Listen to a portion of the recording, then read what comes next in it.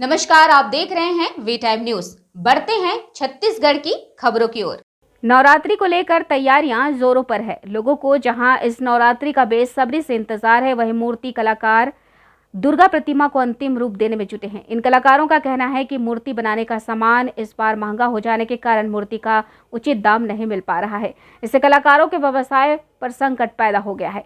मूर्ति कलाकार विगत कई माह से मूर्ति बनाने में जुटे हैं। बता दें कि मां देवी की आराधना का पर्व नवरात्रि की शुरुआत 29 सितंबर से हो जाएगी।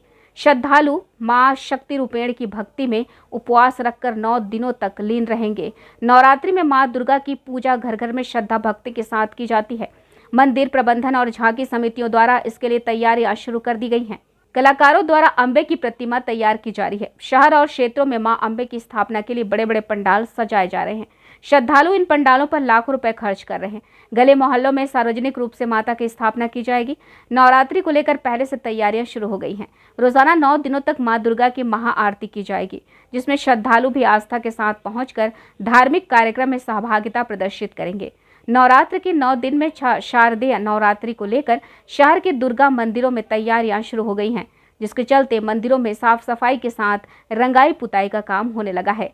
पितृपक्ष के समाप्त होते ही शारदीय नवरात्र आरंभ हो जाएंगे। 15 अक्टूबर रविवार को अश्विन माह की शुक्ल पक्ष की प्रतिपदा तिथि को कलश स्थापना की जाएगी। कलश स्थापना के साथ ही 9 दिनों तक देवी दुर्गा की उपासना और पूजा पाठ विधिवत रूप से होगी। 9 दिनों तक आराधना। नवरात्रि के दिनों में श्रद्धालु मां देवी की भक्ति में 9 दिनों तक उपवास रखकर भक्ति भाव से पूजा अर्चना करते हैं।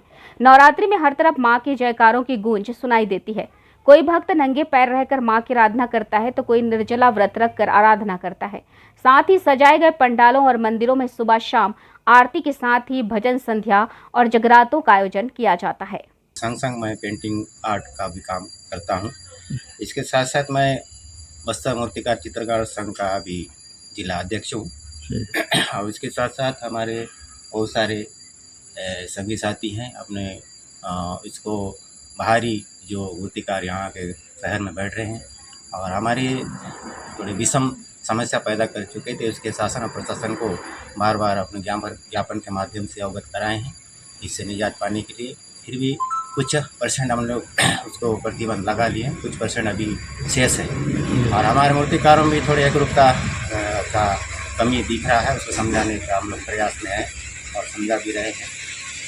क्योंकि इसमें नियम में मूर्ति के रेटों में थोड़ी अनियमितता दिखाई दे रही है और इसको सुलझाने में हम प्रयास में हमारे संगठन कर रहे हैं और उसमें वो लगता है हमें उसमें सफलता होगी अच्छी से। एक मूर्ति गढ़ने के लिए लगभग हमको महीना 1.5 महीना तो लग ही जाता है, पूरा एक तो नहीं, उसमें 8, 10, 15, 20, 25 जितना उतना लग जाती है।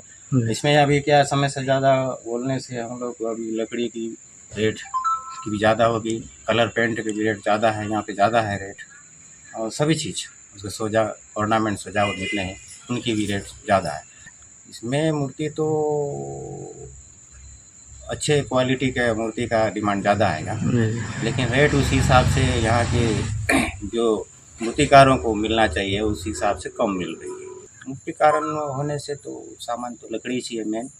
अभी तो साड़ी है, ओरिजिनल पहना रहे, मुकुट है, और अभी तो नए साज सज्जा का ज़्यादा आ रहा है तो रेडीमेड ज़्यादा लग रहा है, इसीलिए हम लोग को ज़्यादा अभी कीमत ज़्यादा लग रही है। पहले क्या सब चीज़ मिट्टी से बनाते थे, उसी में पेंटिंग करते थे तो उसमें क्या हम लोग को बचत हो जाता था।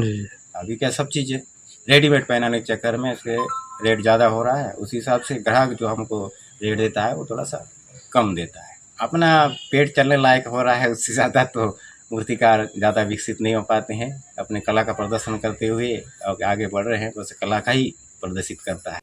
वी टाइम न्यूज़ के लिए जगदलपुर से बास्की ठाकुर की रिपोर्ट।